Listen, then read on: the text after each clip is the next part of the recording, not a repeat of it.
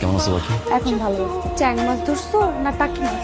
না, ঘোড়ার গাড়িতে পড়ে গেছিলাম। পড়ারই কথা, তুমি যে বলো তুমি তো পড়বাই। আগের মতোই আছে না? থেকে সুন্দর হয়েছে, দেখা এখন বিয়ে করা যায় কিনা মামি কই? জানি যাই না মানে? বড় শাশুড়ি কই।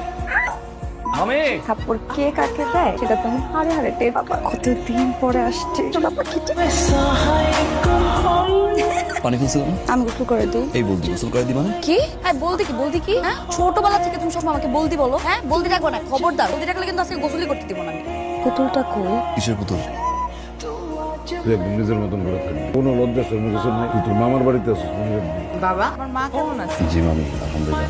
আমি তোমার এতবার বলবি তুই সব আমার কাছে পাঠায়, কিন্তু তুই আমার এখানে থাকলে লেখাপড়ার পাশাপাশি আমার ব্যবসা শিখে নিতে পারতি। হ্যাঁ, তাহলে এখন তুই ব্যবসাটা করতে পারতি। আরে কাউন্সিলের ব্যবসায় কিন্তু অনেক টাকা ইনকাম করা যায়। আম্মা চাইছিল আমি আসি, তো আমি চাইনি। ব্যবসা আমার ভালো লাগে না। আরে তোর ব্যবসা ভালো লাগে না, কিন্তু পুরুষ মানুষ যখন হয়েছে একটা কিছু তো করতেই হবে, তাই না? আরে তার তাহলে প্ল্যান কি করবি? মাস্টার্স তো শেষ হয়ে যাবে, এরপরে প্ল্যান আছে আমার টিচিং প্রফেশনে যাওয়া। হ্যাঁ, সারাদিন পড়াশোনা নিয়েও থাকা যায়। শোন, কান খুলা শোন, সারা জীবন পড়ালেখার সাথে থাকতে আর তোরে ফেল ফেল ফেল এতটাই না হ্যাঁ তোর আমি অনার্সটা পাশ করাইতে পারছি না। সেটাই, একটা মানুষ কি পরিমাণে বলদ হলে এই ধরনের স্বপ্ন দেখতে পারে। পড়াশোনা কম। আমার স্বপ্ন হচ্ছে বিয়ে করব, জামাইকে নিয়ে দেশ বিদেশ ঘুরতে যাব, একসাথে সুখে শান্তিতে সংসার করব। বিয়ে তো আমার এমনি লাইফ। আর একজন তাকে তাকে তা দেখবে। তোর বাপ বসে রয়েছে, ছোট বোন বসে রয়েছে, তোর কি লজ্জা শরম নাই? নাই নাই শুনছ? শুনছি, হ্যাঁ ও এই থামান শোনো। শুনলাম। আরে ও তো ভুল কিছু বল, সেটা সত্যি সেটাই বলছে যে ওরে মেনে নেবো, তুই বিয়ে করবো, অসুবিধা কি? চুপ করো, আল্লাহ দিতে হবে না। আর একটা কথাও কবি না, চুপচাপ খা, নাহলে একটা হাতা ধরে মাথা বাড়ি। আরে কি শুরু করলাম?